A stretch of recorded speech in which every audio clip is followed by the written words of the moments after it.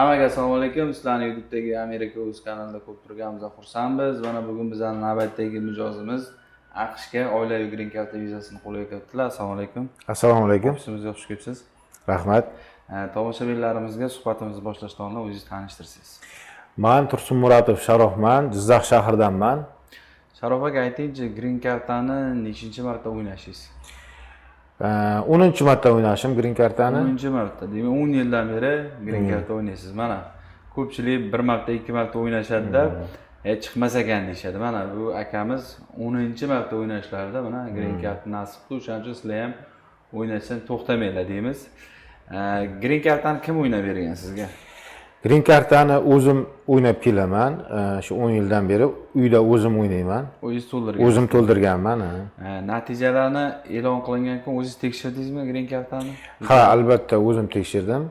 Qaysi 4-maymidi adashmasam? 4-may kuni o'zim tekshirdim. O'sha kod confirmation number deydi. O'sha raqam orqali o'zim tekshirdim. Keyin qanaqa hissiyot o'tdi green cardda? Shu to'ldirganimda birinchi o'zimga o'zim ishonmadim. To'g'risi tushunmadim-da.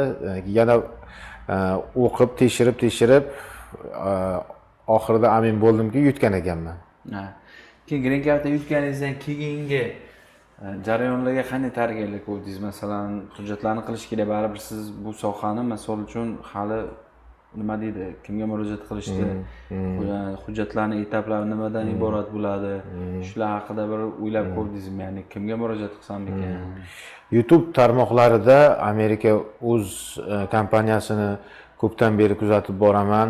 Amerikaga ketish ishtiyoqimda juda ham baland va mana shu niyatlarimga erishdim. Allohga behisob shukr. Shu YouTube'da kuzatib, ko'rib sizni kompaniyangizga kelishga qaror qildim va shu yerda DS anketasini to'ldirdik. DS anketani to'ldirganimizdan keyin suhbatingiz qachonga belgilandi?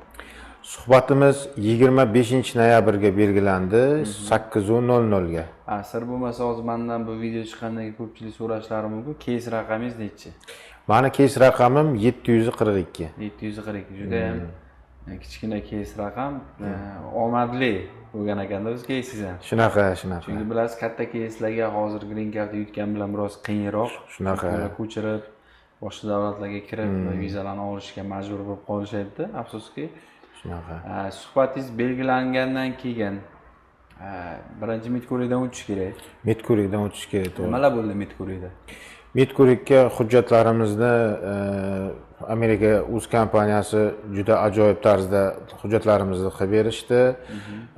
Medko'rik to'lovlarini qilib va biz Toshkentga oilam bilan ketib, Toshkentda medko'rikdan ijobiy natijalarda o'tdik. Nimalarni tekshirishdi ko'proq?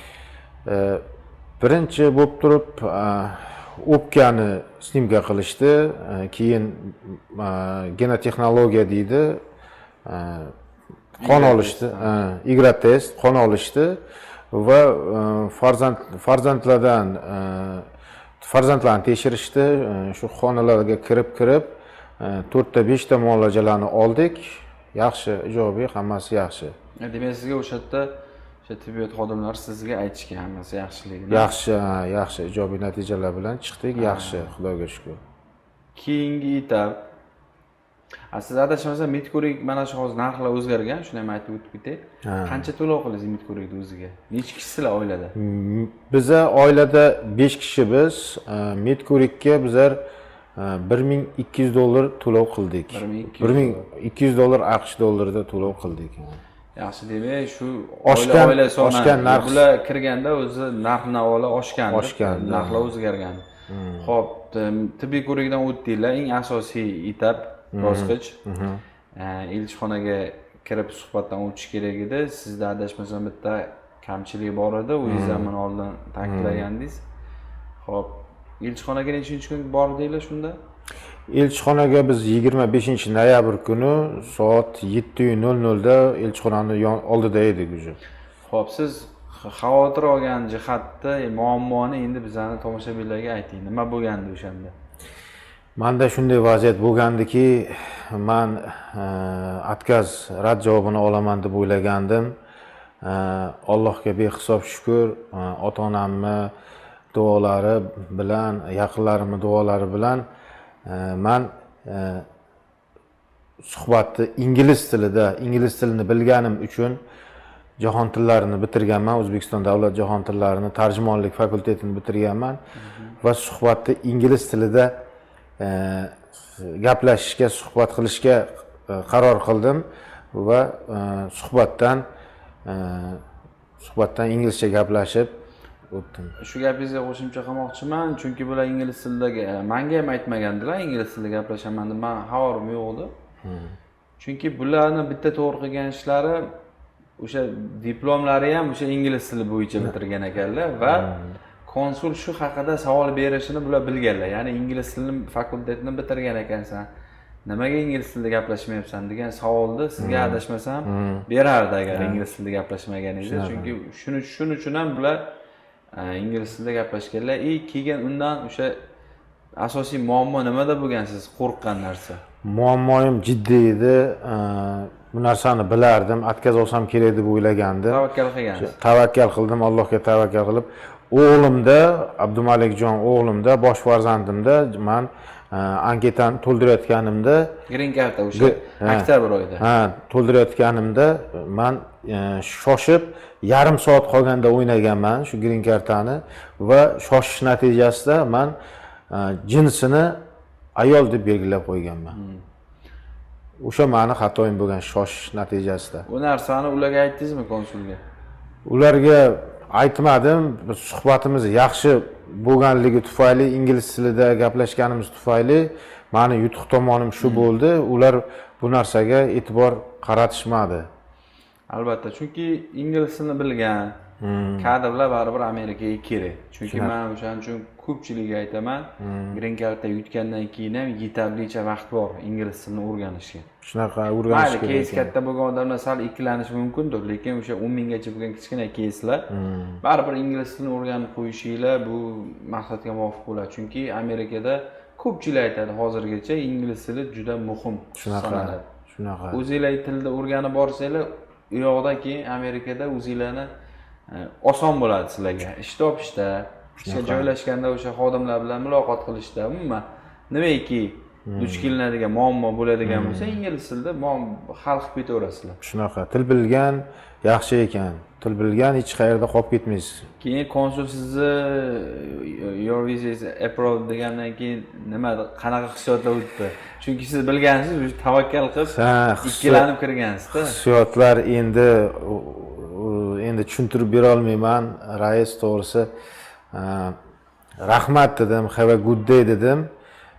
Keyin shu bilan chiqib birinchi bo'lib ota-onamga telefon qildim, keyin sizga telefon qildim va suyunch olib shu yutuqlarni yaqinlarim bilan bo'lishdim. Sizga rahmat. Sog' bo'ling. Amerika o'z jamoasi men o'sha suhbatga kirganimda bildimki, nihoyatda sifatli kompaniyaligini bildim. Amerika o'ziga rahmat deyman. Mana Shohsuroq ukamiz, rais deymiz. Rahmat, sog' bo'ling. Siz salomat bo'ling. Xo'p, endi Amerikada planlar qanaqa? Nima ish qilmoqchisiz? Amerikaga xudo xolasa ertaga uchib ketyapmiz. Xudo xolasa borsak, yaxshiroq ishlarni qarab ko'rib, xudo xolasa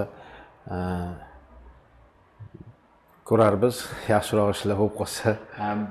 Siz ham mana TV25 g'olibisiz. Boshqa TV25larga nima tilaylaringiz bor? Green Cardda o'ynaydigan obunachilarimizga, g'oliblarimizga meni maslahatim, Amerika o'z kompaniyasining xizmatlaridan foydalaninglar. Hammaga omad tilayman, suhbatga kirayotganlarga. Ilohim vizalarni tasdiqlatib chiqinglar. Yuzlaring yorug' bo'lsin. Amerikada ko'rishish nasib qilsin. Albatta. Hammaga sizni yo'lingizni bersin. Iloyim. Xo'p, bizning tomoshabinlarga vizalaringizni bir ko'rsatib qo'yaylik. Mana 5 ta viza. 5 ta vizani mana ko'rishinglar mumkin. Mana.